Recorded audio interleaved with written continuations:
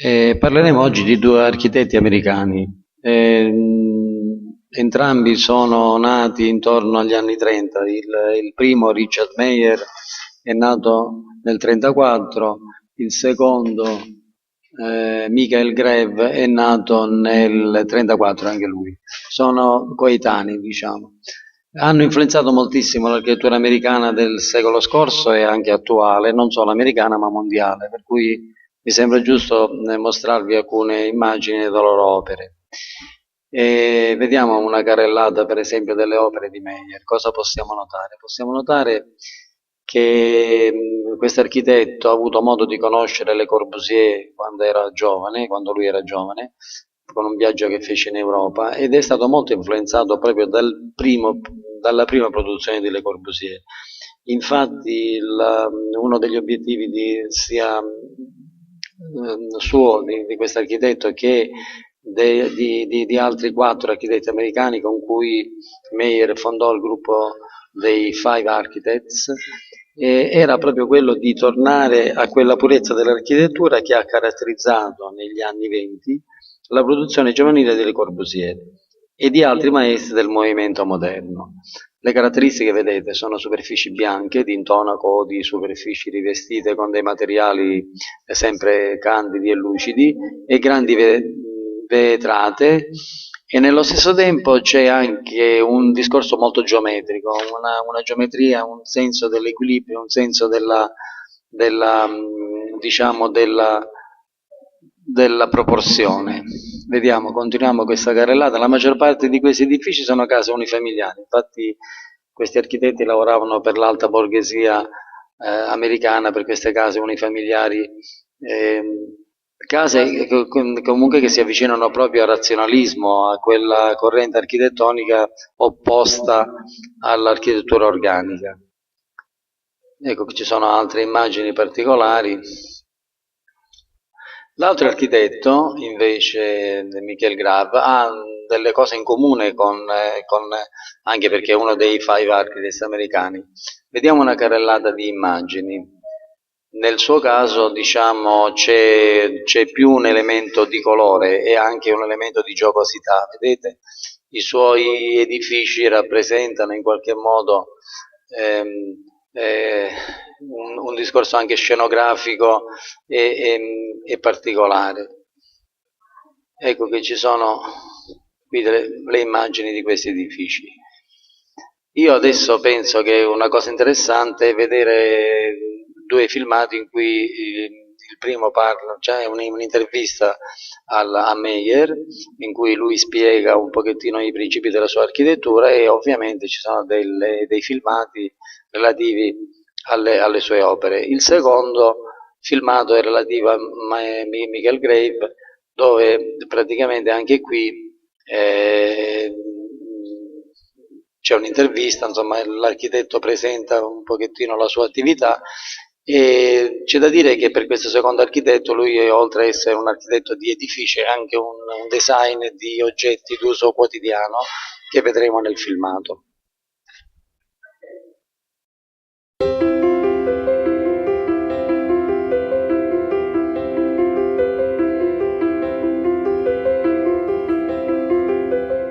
I'm Richard MAIER, principal of Richard MAIER and Partners Architects. We've been in practice now for 50 years. Seems like only yesterday that I began doing a small beach house on Fire Island, right on the ocean, in 1963.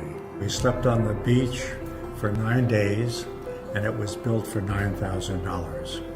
There's been so many things that have been important to my work as an architect over the past 50 years. Ultimately, probably one of the most important is the Getty Center in Los Angeles, which was completed 20 years ago. The landscape which we planted on the hilltop 20 years ago has all matured, and there's a relationship between interior and exterior spaces.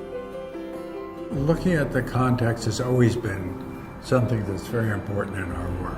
We look at how that project not only fulfills the functional requirements of what it is, but how it responds to where it is and how it enlivens the community. I designed a church that was built in Rome. As we were working, after we were chosen to do this church, a company came to us and said, we can make a pure white concrete that's self-cleaning, so that when it rains, it cleans itself. I have nothing to do with this invention, believe me, but it's amazing. White, for me, is all colors. With the whiteness, you can appreciate the grayness of a day like today, or blue sky on a beautiful day. It's ever changing, and the whiteness reflects that change in nature. It makes you more aware of what's going on in nature, which is around us. There are a lot of good architects around the world. There's more good architects, I think, practicing today than at any time I can remember. So I think the next 50 years is going to be very good in terms of architecture, because there's so many talented young people out there who are going to make it happen.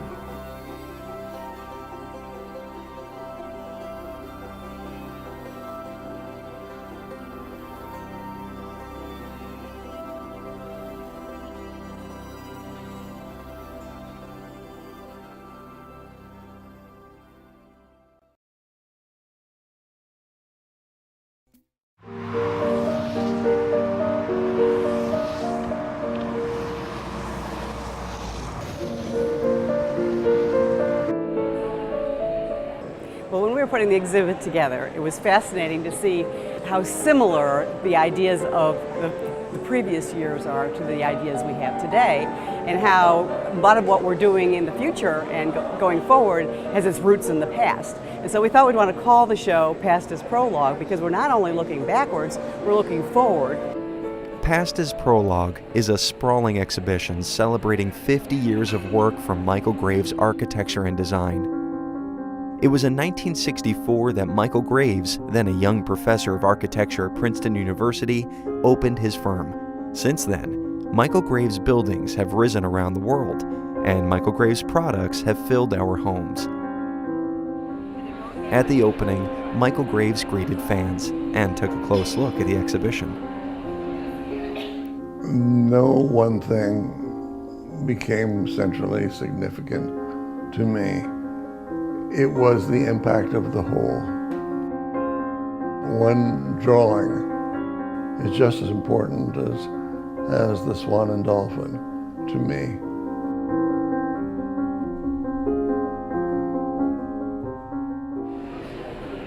Some of the things that we were interested in doing started pretty early in the practice.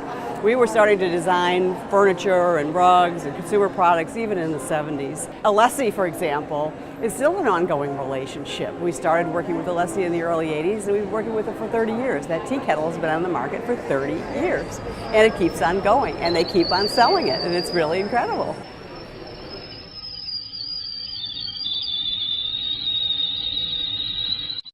Part of the exhibition is a timeline, beginning in the 1960s. I started by making rather abstract modern buildings, a couple of houses. It's what I had been taught in school, and it's what I did in school.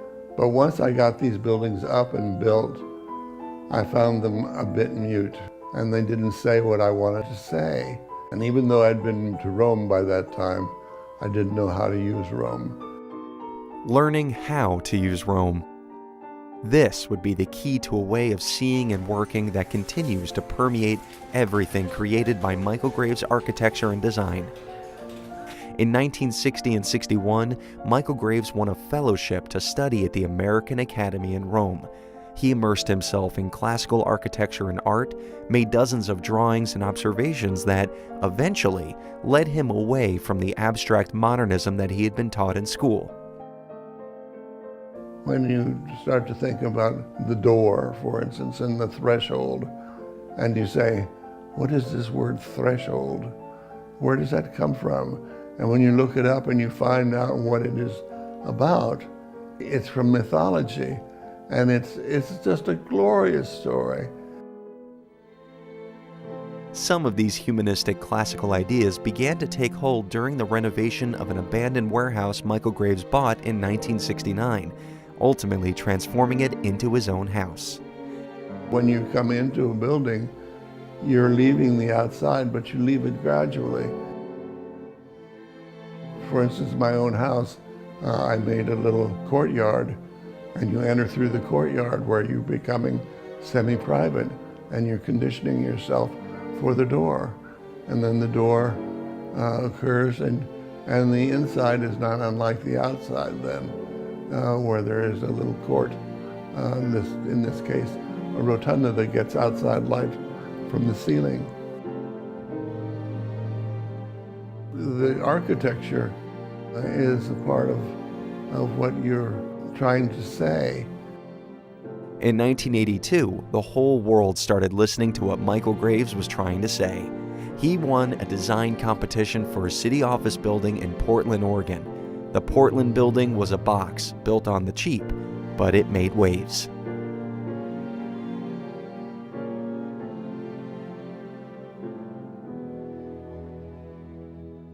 All of these years later, and people are still buzzing about your Portland building. Can you believe it? I can believe it, yes. I guess it was made to be buzzed about. And it brings out the people who love it and the people that hate it, and people talk about architecture, which is of course good for us, good for architecture in general, that people are aware of their environment. I made simply a box and took it out of the mainstream of boring boxes by making the color identify large columns on the facade, very flat to the facade, but there it was, very much like a neoclassical building would do. Another way the building borrowed from the classics was by including figurative art. Michael Graves included a sketch on his initial drawings, and sculptor Ray Caskey was brought on to create a figure called Portlandia. Because of the scale of the elements in the building, the sculpture had to be really big, and I thought, well, instead of making a 50-foot tall figure, I would make a 50-foot tall figure all folded up into a kind of closed pose, except for the gesture of the hands. 36 feet tall, Portlandia was shipped across the country in parts, assembled, then brought into the city of Portland on a barge. It's now iconic because you have the Portlandia statue, you have the show Portlandia. It's in the open of the credits. I'm sure you've seen it. No, I haven't. You've never seen the show Portlandia? No, I haven't. You're aware of this though? Well, I'm aware of it. I named it. You'll have to check it out. The timeline of Past as Prologue documents major projects in every decade, ending with products still in development. In 2003, when an infection left Michael Graves paralyzed from the waist down, he became acutely aware that better design was needed for the disabled and aging. This led to designing hospital furniture for Stryker Medical, and now walking sticks and more for Kimberly-Clark, the makers of Kleenex and Huggies. The great thing about how Michael's sort of human-centered approach to design, which is very similar to how we approach our brands, we put the consumer at the heart of everything we do, is that they need to be functionally superior. It has to work better than what exists today. But at the same time, you need to make an emotional connection to it. We're able to think not only aesthetically, but as we've always done, empathetically, in the sense that we're putting ourselves in the position of the customer or the patient. But also we're thinking economically, because always we have thought about how important it is to give value to our clients. And I think that's one of the reasons why we have such long-standing relationships. And we've been working with the Newark Museum since 1967. To my architecture and design partners, thank you for your years of intense and rewarding collaboration, and I really mean that. The sleepless nights are something that architects all do, but I think we do more than anybody else. I don't know why. We don't manage our time very well, but we probably think there's just one better way to do it, and so we stay up to do that. I think they've internalized a way of doing architecture that we've all been responsible for. I have been in terms of my initial sketches and drawings and the way buildings get built and so on, and they have by their contributions to those buildings. And that's an important dimension. It's not all me, it's them as well. 2 buildings filled, but it's just a sampling of the work from 50 years at Michael Graves Architecture and Design. I mean, what I'm hoping is that people have as much fun looking at this stuff as we had in making it.